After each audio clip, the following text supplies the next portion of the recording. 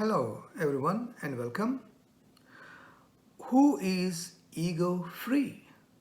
Well, first, let's understand what is ego and what are the types of ego. What is an ego? Ego is a temporary limitation and an apparent activity of awareness, or aham, or I. That's why it is called ahamkara in Sanskrit, an apparent limitation and activity of aham. In other words, ahamkara is an I notion, or I thought, or aham vritti. Ego may be classified into two types: impersonal ego, or working ego, or being ego, or avyakti ahamkara, and personal ego, which is a thinking ego, egoism, or knowing ego, or vyakti ahamkara. Impersonal ego is I am, and the personal ego is I am this. A baby is born with no ego and develops personal ego in about 2 years. That is the reason he cannot remember anything under 2 years. Because if there is no ego, there would be no memory. Because memory needs a center on which to hang. Impersonal ego is the ego that is centered in its consciousness part, whereas the personal ego is the ego that is centered more in its material part or the body. An animal also has no ego. It has an ego only in a prey and predator type situation. Thinking mind is a conceptualizing mind, the me. What is absent after enlightenment is the thinking mind, the me, distinguishing itself from the other, the conceptualizing thinking mind, the mind which draws upon memories and project fears, hopes and ambitions, that is absent. The working mind is what remains. Working mind is merely concerned with what is happening, with what it's doing. The thinking mind is what creates problems. The thinking mind works either in the past or the future. The working mind is concerned with the present moment, the now. The working mind may draw memory for its present work, but it does not project anything into the future.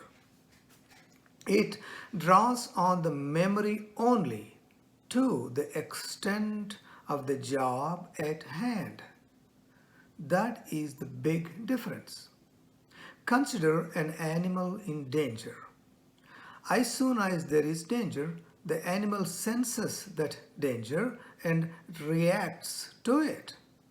Once the danger is over, the animal does not think.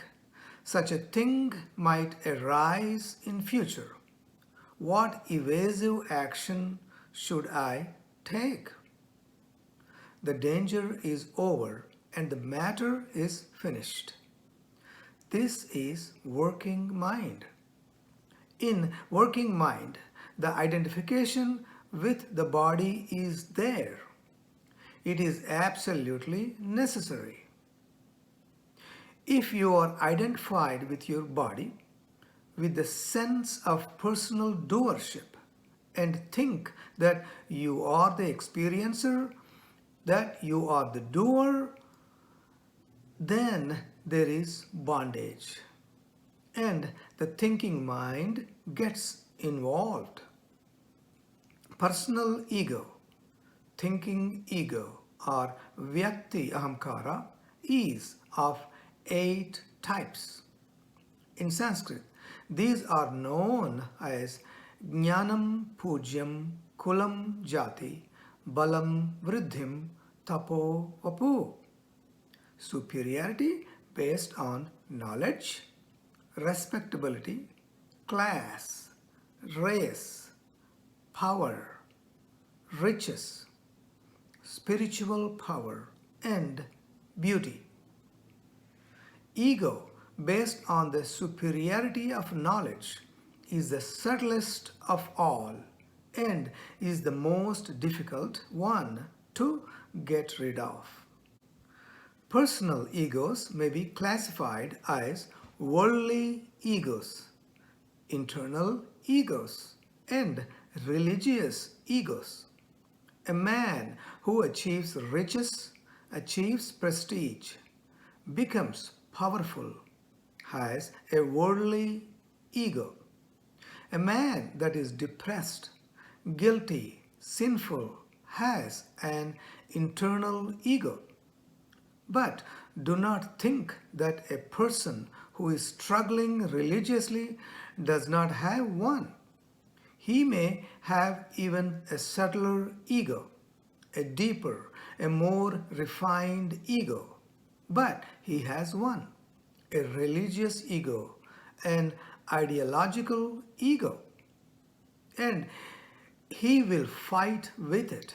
And when he wins, he has a very egoistic feeling. He feels the power. You may have the ideal of egolessness. That does not matter. The ideal itself brings the ego. Your ideal of egolessness will bring subtler and greater ego.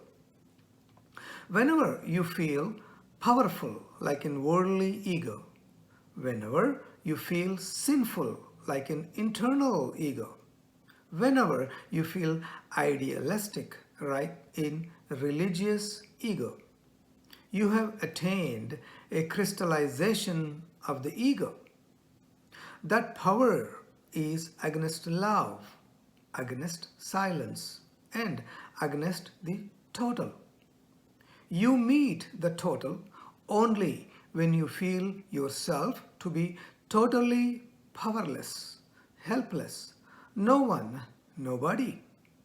Hence, the emphasis of spirituality is to go beyond the personal ego. Only then you are healthy, you are harmonious, you can enter the divine. Remember, going beyond does not mean that you are going against it. No. The diamond does not have any enmity with the coal. It is only a transformation of the coal. Well, then, who is ego-free? The man who has no ideals is ego-free. How can the ego be created in that situation? The very energy is missing. The energy comes out of friction, conflict, struggle, will. Have an ideal and you will become an egoist. The idealist is an egoist. The greater the ideal, the greater the personal ego. The personal ego is created between the real and the ideal. You may have the ideal of egolessness. That does not matter. The ideal itself brings the ego. Your idea of egolessness will bring subtler but greater ego. The ego is very intoxicating. It makes you unconscious. You become two persons. One voice says, do this. The other voice says, don't do this. Then the ego arises. This is the whole mechanism. That is the reason we are all, to some extent, schizophrenic, split. If you are real or whole, the personal ego cannot exist. So, the real egoists are those who think and announce that they are humble people, who pretend that they are egoless. Well, there is no such thing as egoless or ego death as long as you are with a body. But you can be ego free as an enlightened being is. The shadow is you, but you are not the shadow.